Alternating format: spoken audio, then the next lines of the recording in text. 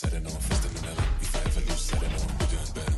Hitting roller coaster, come bigger, bolder, faster. Boom, going to the maximum. Going to the maximum. Going to the maximum. We're going to talk about honesty in the blockchain.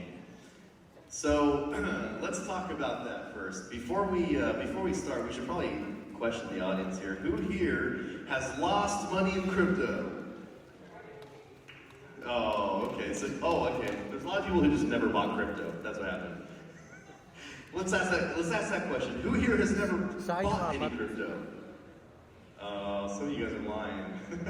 But that was a lot more people than I thought. So we're going to talk about honesty in crypto, and I think maybe we'll start with you, Melissa. We'll talk a little bit about what is honesty in the blockchain. Why is blockchain transparent and honest? Thank you for that question. So I think it's important to understand first how it was created, basically. So blockchain is a solution for a financial problem that's called double spending, because before Bitcoin it was not really possible to prevent any digital token to be spent twice or multiplied, basically. It could be, it was possible to multiply. And Bitcoin comes up with a solution that disrupts the organizational structure in the society. It's instead of, because before we needed the central authority to assure that, and that was basically a trade between the people and the central authority. We were offering our private data, and they were assuring the safety of our assets. And then it solves this problem to distribute the power, basically. So it creates a flat society, and it does that with the consensus mechanism.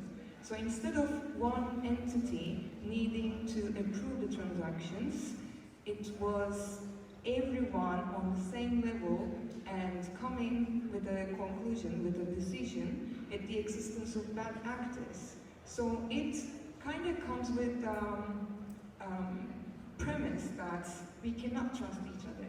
But for that, we don't need to create institutions. So Bitcoin created an algorithm that regulates itself, does what it's supposed to do without a need for any regulators, any decision makers. So I think this is the basic of the honest side of blockchain. How to act at the existence of bad actors without trusting each other. Not necessarily we don't need to not trust each other, but how to make sure we do that without actually building superior structures. All right. I want to point out something here. She said something very important. Who here, just a show of hands, understands what consensus means? Okay, 2. We're going to do a fun presentation of what consensus is. You ready for this? All right. Who here has given money to someone else? Anyone? Anyone ever pay for something? You've given up a little bit of money, and maybe you got some food at a gas station or something like that. We've ever borrowed money from somebody. Now, I'm going to show you a really interesting way for you guys to understand how consensus works. If I give you this, and all of us just saw that happen, this is consensus. Because all of us see that, and we know that she has that in her hand right now. Whether this is $1 or $50 or Bitcoin or whatever this is, whatever this thing is. And the way that consensus works on a blockchain is virtual, right? Because we're not all in the same room, but we all do share the same internet. So what happens is consensus is basically saying, in a normal transaction, I say, hey, I'm going to give you this money, you take that money, and then you tell other people, well, I would say, hey, I just gave her that money. The only person that knows that is her, right? You guys don't know that. But in the consensus world online, using blockchain technology, I would actually have to do something else. I would have to go out and say, hey everybody, I'm about to give her this. And then everybody's looking at me, I give it to her, everybody says, okay, you confirm this transaction? Do you confirm that I gave this transaction? Do you confirm that I've given this to her? And now it is officially recorded in the blockchain that she has that. Is that interesting? Did that help anybody? Because, one of the things that I think is very interesting, and this is obviously the very first ever Philippine Blockchain Week, and I know we're all super honored to be here. And it's just so enlightening. This is actually really exciting for all of us here because there's so many people that are new and learning, and we're used to being in events all year long for multiple years, and us being like we all know this stuff, right? This is why I'm excited that we're all here. We have a bunch of questions here, but I'm not going to use them. Because I think, reading the room, I think we're going to go in a different place. Trust. I want to send this over to you, Jim. What do people need as far as trust in the industry? What is the scary things that people look out to? Because, we all think about scams. We all think we've seen what happened with FTX. We've seen Celsius. We've seen all these different things. And it's always interesting because I saw that I was the moderator for the Honesty in the Blockchain panel, and I almost laughed. What do you have to say about that? So trust the blockchain, the technology itself allows for what we call trustless system, which I think is one of the most powerful components of this whole entire thing. The trustless element of it allows for a technological way to track and verify. And I think, when we talked last on the panel, my main focus is always on what's the human psychology behind technology. Technology is just a tool. How do we use it? How is it utilized? So it's really incumbent on the users on how they use the technology and how that's processed or developed or utilized, essentially. So I think the question is, currently, it's a mixed bag, because we have the tools to be able to really trust and create and build relationships in that way. But of course, you have bad actors, again, human psychology, human behavior. Those are going to be the things that determine how successfully we can really do this. And I think the game-changing element of the trustless, where one party is sending money to another party, there's no third party there. There's a smart contract that can be audited very clearly, transparently. That is a game changer in so many industries across the board. Every industry will be touched by this. So that's why this is so important that this conversation starts actually with the people here, and where do we build these trusting relationships overlaid on the trustless technology. So I think for me, it's going to be a work in progress, but really it comes down to how we engage in that process. So I'm not sure if that answers the question or not, but I feel like this whole trust in blockchain, it's kind of like an oxymoron in some ways, because you have a trustless processes that you don't have a third party, but then you have anonymous wallets. Who do you know who's behind the transaction? So this is where there's a pretty major debate happening as to how this plays out. But I think this is where, even coming to an event like this, in real life, you see my face, I am doxxed. So you know that to some level, there's a higher level of trust to someone that you've never seen the face of, or you don't know actually exist, or what they represent. So, long-winded answer there. That is a really great segue that I want to give you, okay?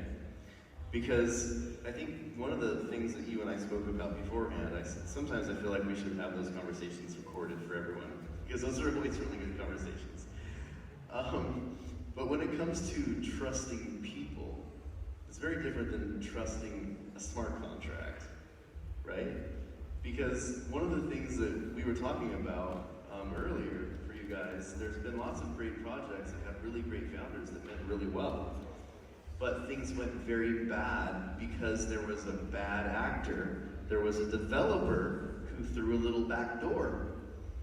And then, next thing you know, they collect $1 million, and then all of a sudden, a bridge gets, taken down, and the money gets pulled out. So, what do you think is important between trust in a blockchain versus trust in a smart contract versus trust in a person? Well, obviously, all this kind of like problem always happens from the human factor, So, like a lot of like current dramas, like between FTX and other competitor, is also a human factor actually brought out this disaster. and the fears, the backgrounds or everything actually happens from the human emotion.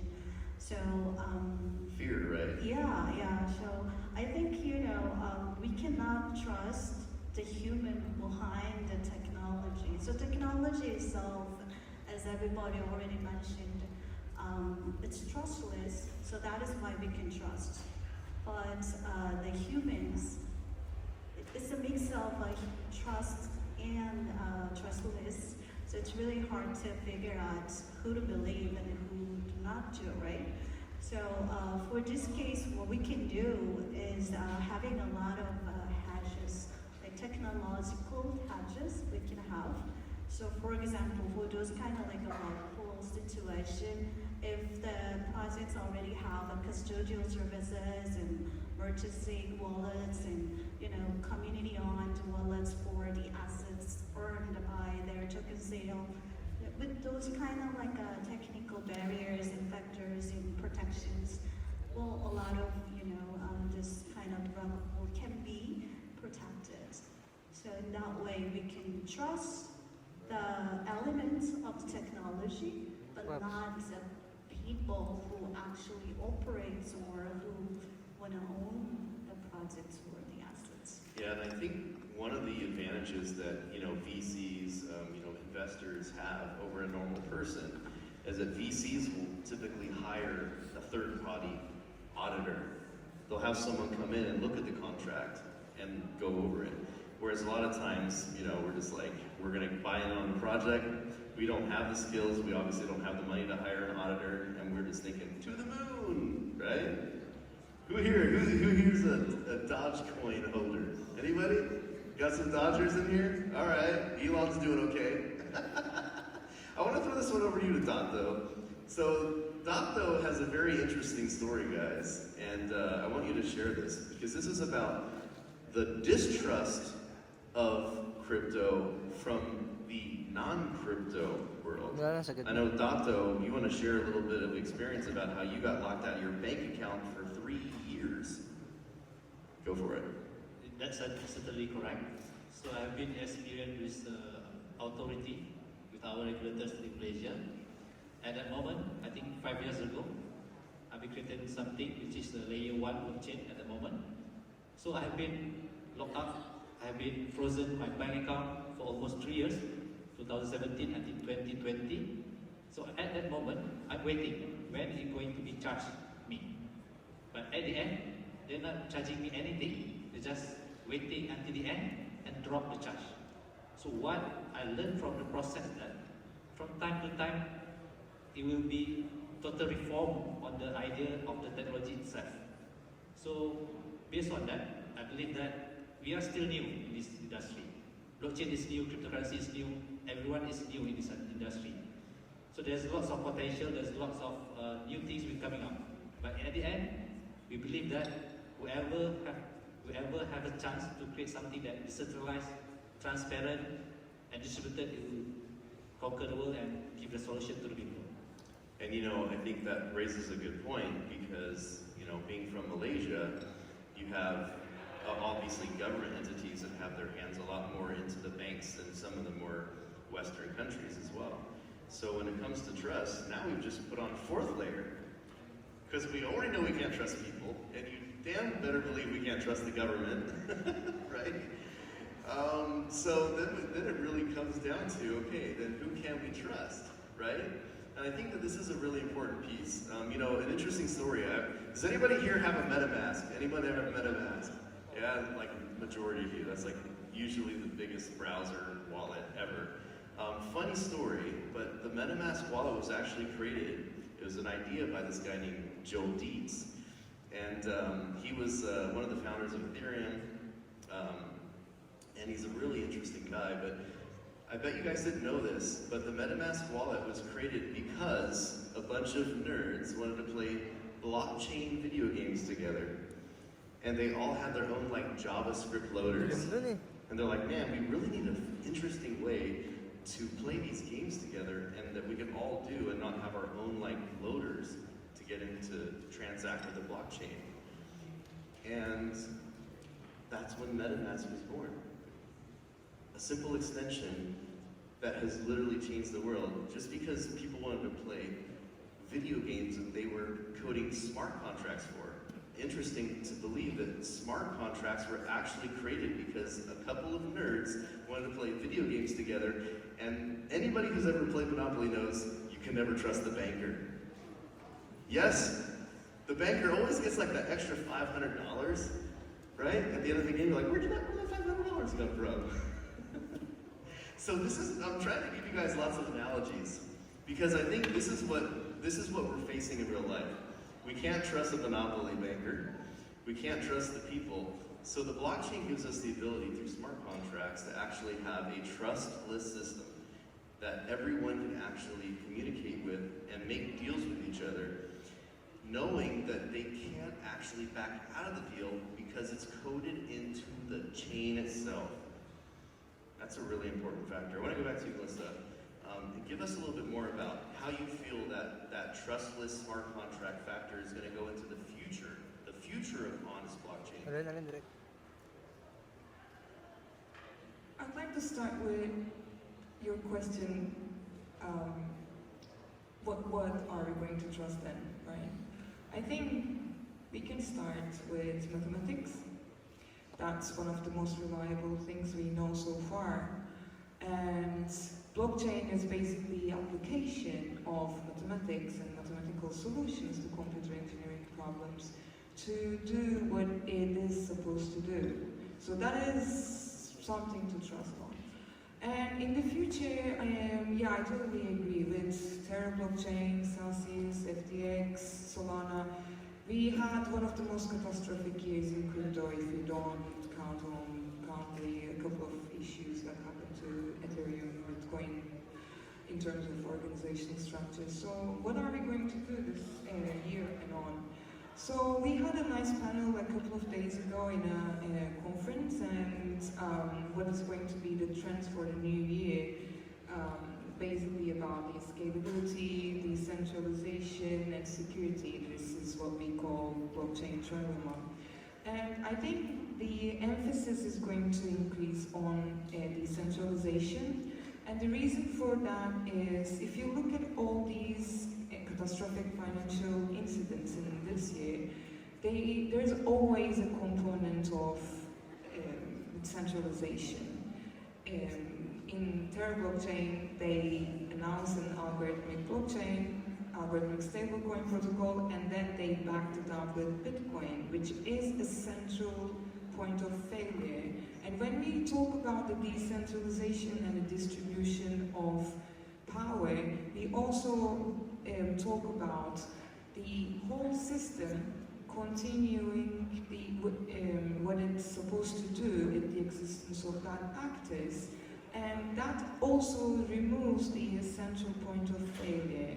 There is, in blockchain, normally, there's no single node, no participant in the whole system. If that is shut down, the whole function of the blockchain interrupts. It goes on.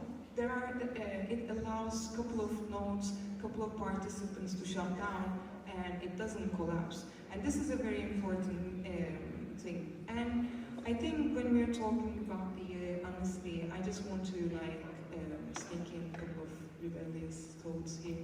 So I want to encourage everyone to choose free. Because when you choose centralized, you don't choose free. And that's very important.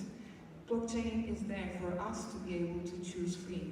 And one single remark maybe, when we talk about Web3, data sovereignty, when we talk about self-sovereignty, owning of your own assets, removing the third party, the trusted third party, what we normally don't say, and this is about honesty, so I need to say, it comes with a lot of responsibilities also distributed to people, to us. So we have that responsibility to foster as a society, to have this responsibility of learning more about it, supporting financially, investing in decentralized projects for the sake of technological advancement, for the betterment of business practices, for empowering individuals, even if that is not our own problem, for the sake of the society, and it is about our intellectual abilities to solve problems with mathematics on the society level.